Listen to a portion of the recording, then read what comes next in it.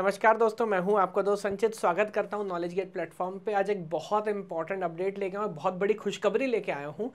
एक के बाद एक गवर्नमेंट जॉब्स की झड़ी लगी हुई है। और सीएसआईटी में तो ज़्यादातर लोग बोलते हैं ना कि सर इतने सारे गवर्नमेंट जॉब नहीं है, तब वो बात काइंड ऑफ गलत प्रूफ हो गई है। कुछ दिन पहले यूपीएलटी ग्रेड की वैकेंसी आई थी टीचिंग के लिए। हालांकि उसमें अभी केस चल रहा है बीएड और नॉन बीएड का, बहुत सारा कन्फ्यूज़न है। बट अब जो लोग बीएड नहीं है ना, और जो लोग परेशान थे कि हमारा क्या होगा, उनके लिए तो बहुत इंपॉर्टेंट न्यूज़ है। तो लास्ट तक देखिएगा इस वीडियो में। एक और बात, अगर आप कंप्यूटर साइंस वाले आइडिया से बिलोंग नहीं करते तो मेरी कोई जानकारी नहीं, ना ही हम उसका कोर्स चला रहे हैं, ना ही मैं उस पर कुछ बात करूंगा। तो अगर आपने कंप्यूटर साइंस में ग्रेजुएशन भी किया हुआ है, पोस्ट ग्रेजुएशन है, तो बीएड है कि नहीं है, सीटेट है कि नहीं है, टीचिंग रिलेटेड कोई भी एग्जाम आपने पास किया कि नहीं किया, कोई फर्क नहीं पड़ता है ना, कोई फर्क नहीं पड़ता। तो बड़ी इंपॉर्टेंट चीज़ है, लास्ट तक देखिएगा। एक एक नोटिफिकेशन का पॉइंट ऑफ व्यू, सब सीएसआईटी के पॉइंट ऑफ व्यू से मैं आपको समझाता हूँ। तो वैकेंसी किस में है सर? जैसे केंद्र विद्यालय है, नवोदय विद्यालय है ना। नवोदय विद्यालय भी रेजिडेंशियल होता है, हॉस्टल होता है वहाँ पे, और बहुत रेपुटेशन है नवोदय विद्यालय की। मैं खुद केंद्र विद्यालय से पढ़ा हुआ हूँ। उसी मॉडल के ऊपर एक और ये नई मुहिम सरकार ने की थी, मेरे ख्याल से 4-5 साल हो गए हैं। Eklavya model residential school, EMRS short में इसको बोलते हैं। और खासकर वो बच्चे जो ट्राइबल इलाकों में, ट्राइबल स्टूडेंट्स होते हैं, जैसे झारखंड है, छत्तीसगढ़ है, और देश के अलग अलग इलाकों में है ना, जो रूरल बैकग्राउंड में, ट्राइबल एरियाज में है, वहाँ पे बच्चों को अच्छी शिक्षा मिले। मतलब बहुत अच्छा इनिशिएटिव है सरकार का। मैं इस बात को बहुत अच्छे से अप्रिशिएट करता हूँ। जितना पैसा इस पर खर्च किया, जो इतना कम है, क्योंकि मैं जानता हूँ बहुत सारे ऐसे बच्चे ना, क्योंकि मैं खुद केंद्रीय विद्यालय से पढ़ा हूँ, कि उन इलाकों में अगर केंद्रीय विद्यालय और नवोदय विद्यालय ना होते तो शायद वो बच्चे जीवन में कुछ नहीं कर पा रहे होते। और हमारे बैच के या नवोदय के बच्चे बाद में बड़े तोड़ू फोड़ू काम कर रहे होते हैं। तो कुछ तो सरकार ने अच्छा किया है। होता है ना, सरकारी स्कूल में पढ़ते हैं, वो वाला कंसेप्ट नहीं है। तो वही आइडिया यहाँ पर ये कर रहे हैं रूरल एरियाज में, है ना। तो ये एक national education of society for tribal students के लिए एक मुहिम थी। उसके अंदर ये वैकेंसी आई है। एक रिक्रूटमेंट पहले किया जा चुका है, आई थिंक 2-3 साल पहले। अब ये सेकंड है। टोटल 40,000 टीचर यहाँ पर भर्ती होने हैं। इस बार जो वैकेंसी आई है वो अभी मैं आपको बताऊंगा। लगभग 7-7,500 वैकेंसी आई है। 2-3 इंपॉर्टेंट बात। सबसे पहले कब से फॉर्म फिल करना शुरू होगा, तो आज शायद 20 तारीख है। जी हाँ, आज 20 तारीख है। 23 तारीख से फॉर्म फिल करना आप शुरू कर सकते हैं। अभी ये कोई डेट नहीं कब तक फॉर्म फिल हो सकता है, और ये पूछेगा भी मत लास्ट डेट की क्या ज़रूरत है। 23 में शुरू हो रहा है, 24-25 में भर के ख़त्म कर दीजिएगा। लास्ट डेट का वेट नहीं करना। फीस आपको बता देते हैं कि जनरल कैंडिडेट के लिए, अगर मैं यहाँ पे एक और इम्पॉर्टेंट बात, वैकेंसी बहुत सारी टीचिंग और नॉन टीचिंग स्टाफ की भी है। मैं यहाँ पर कॉन्सेंट्रेट करूँगा सिर्फ पीजीटीज और टीजीटीज के लिए, है ना। प्रिंसिपल के लिए भी है, नॉन टीचिंग स्टाफ के लिए भी, बट वो हमारा डोमेन नहीं है। मैं पीजीटी टीजीटी की बात कर रहा हूँ। तो यहाँ पर जो टोटल फीस है वो है 2,000 रुपीज़, है ना। अगर आप SC ST OBC या फीमेल कैंडिडेट है तो फीस हो जाती है सिर्फ 500 रुपीज़। तो ये एक अच्छी बात हो जाती है। अब वैकेंसीज की बात करते हैं। तो जैसा आपने थंबनेल में देखा, ओवरऑल 7,267 वैकेंसीज हैं। मैं यहाँ पर जो आपसे बोल रहा हूँ, मैं कॉन्सेंट्रेट कर रहा हूँ इन 2 हिस्सों में, जो कि एक्चुअली इसका एक बड़ा चंक है। आप देखेंगे तो मिला के लगभग ये कुछ 4-5 5554 5,400 वैकेंसी सिर्फ टीचिंग के अंदर आ जाती है, प्रिंसिपल को अगर मैं हटा दूँ तो भी। तो अब मैं इस पूरे वीडियो को 2 सेक्शन में अलग अलग डिफ्रेंशिएट कर रहा हूँ ताकि कन्फ्यूजन ना हो। पहले अब मैं सिर्फ पीजीटी की बात करूंगा, पोस्ट ग्रेजुएट टीचर, है ना, जो लोग पोस्ट ग्रेजुएट टीचर्स हैं, एक लेवल हाई लेवल बच्चों को पढ़ा रहे होते हैं, उनकी बात करता हूँ।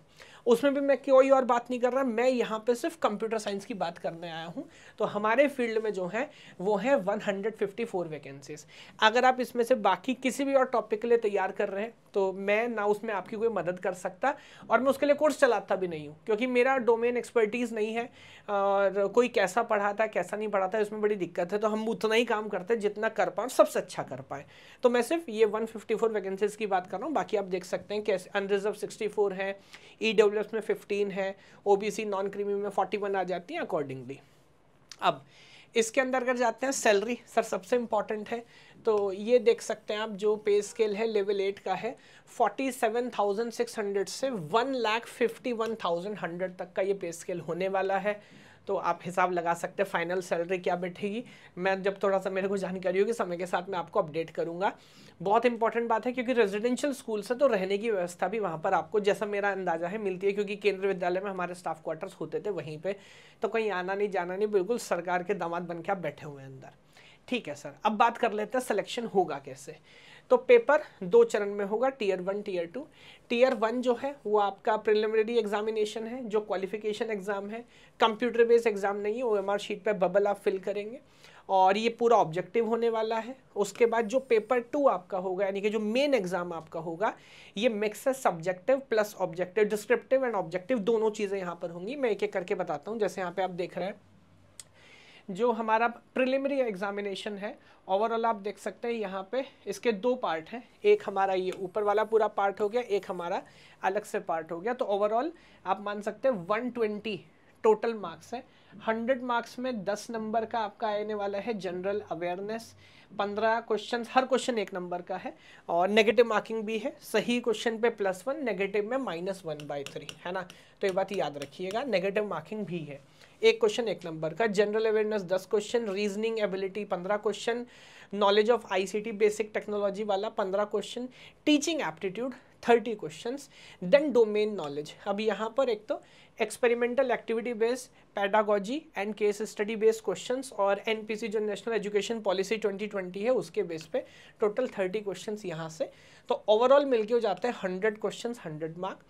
और 20 नंबर आपके हैं लैंग्वेज के, जिसमें हिंदी और इंग्लिश दोनों 10-10, जनरल हिंदी जनरल इंग्लिश दोनों 10-10 नंबर के हैं।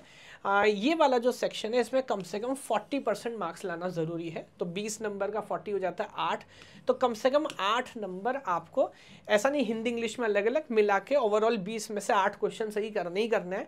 अगर आप ये नहीं करते हैं तो फिर आपका पेपर 1 भी, ये जो दूसरा सेक्शन है ये भी बेसिकली चेक नहीं होगा, आप डिस्क्वालीफाई हो गए। तो कम से कम 8 यहाँ पर, और इसमें तो जो कट ऑफ जाएगा उसके हिसाब से आपको ये करना है। टोटल 120 क्वेश्चन, 120 नंबर हो गए और 2.5 घंटे का समय आपको मिलेगा, यानी कि 150 मिनट में 120 क्वेश्चन ऑल ऑब्जेक्टिव। ये बात हुई पेपर 1 की या बेसिकली प्रीलिम्स की।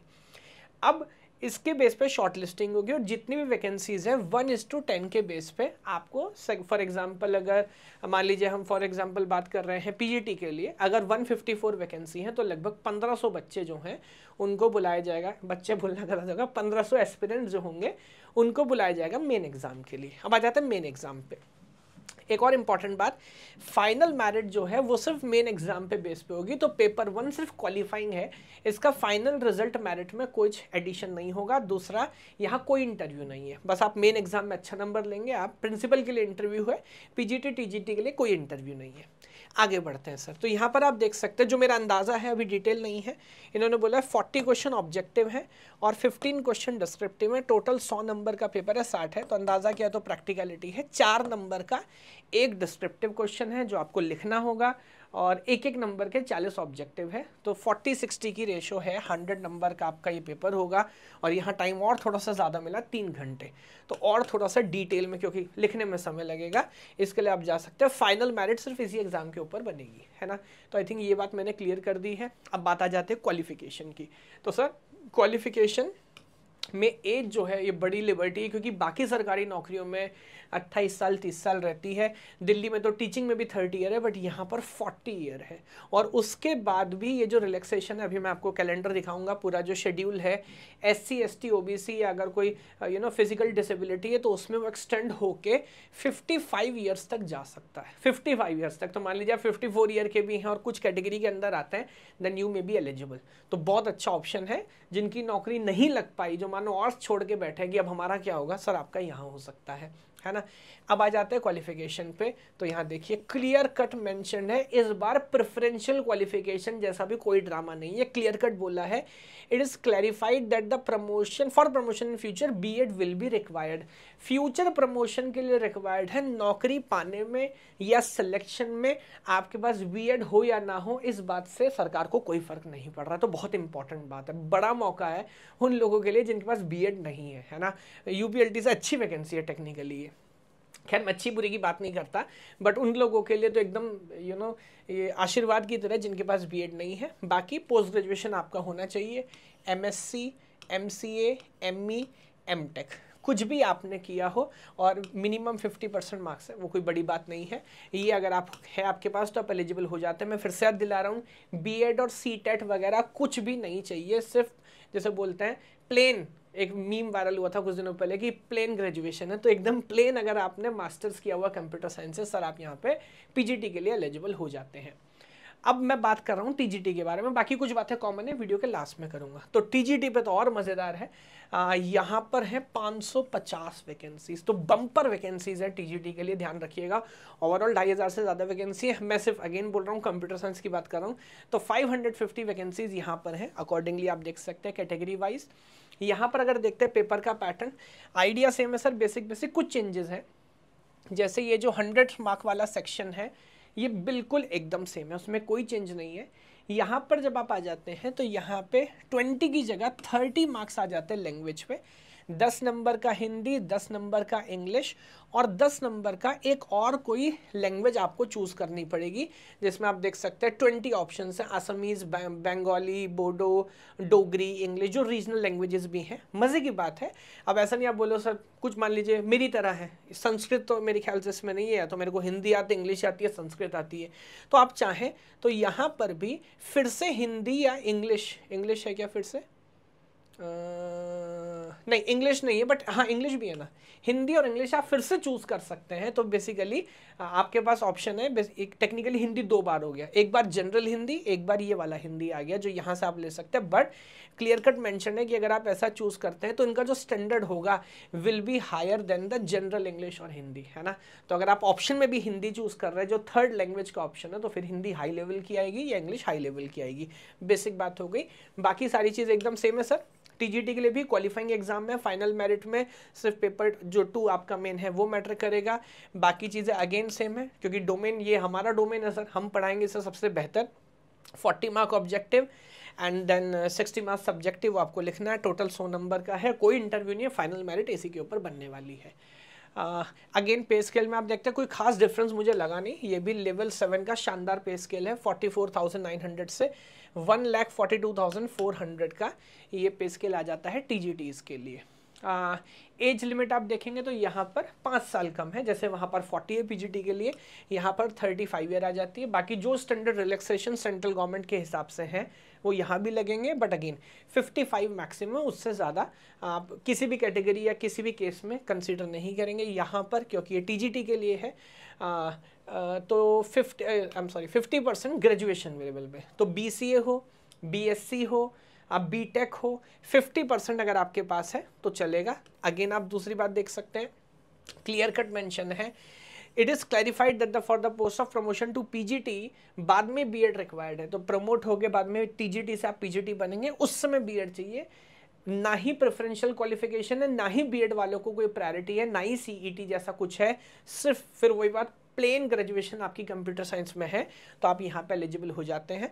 2 पॉइंट हालांकि अलग से लिखे गए हैं कि हिंदी इंग्लिश पे बेसिक वर्किंग नॉलेज अंडरस्टैंडिंग, वो तो सेक्शन भी है हमारा, होना चाहिए, and experience of working is desirable. अब डिज़ायरेबल है बट इसका कोई मतलब तो है नहीं, तो आई डोंट थिंक कि इस बात की भी कोई खास वैल्यू है। आगे बढ़ते हैं, मोड ऑफ एग्जामिनेशन ऑलरेडी मैं मोटा मोटा आपको बता चुका हूँ, दोनों ही पेपर पेन से होने वाले हैं। एमसीक्यू क्वेश्चन है, 4 में से 1 सही, बाकी 3 गलत, और दैट इज ऑल्सो ये मोटा मोटा मैंने आपको बता दिया, मीडियम हिंदी इंग्लिश दोनों में बाइलिंगुअल होगा। ऑब्वियसली जो लैंग्वेज वाला सेक्शन है वो नहीं होगा, बाकी पूरा पेपर हिंदी इंग्लिश दोनों भाषाओं में आपको नजर आएगा। ये हमने बता दिया। मार्किंग स्कीम +1 एंड -1/3, ये भी मैंने आपको बता दिया। ये जिन लोगों को कोई भी कैटेगरी में आपको देखना, आप जाके यहाँ पर देख सकते हैं कितने साल का रिलैक्सेशन है किसी कैटेगरी के अंदर। तो जैसे मान लीजिए SC ST है, 5 साल का रिलैक्सेशन है, तो अगर आप पीजीटी के लिए अप्लाई कर रहे हैं तो 40 + 5 45 ईयर हो जाता है। अगर आप अगर आप टीजीटी के लिए कर रहे हैं 35 + 5 5 हो जाता है। You can see up to क्या क्या कंडीशंस यहाँ पर क्लियर कट मेंशन है।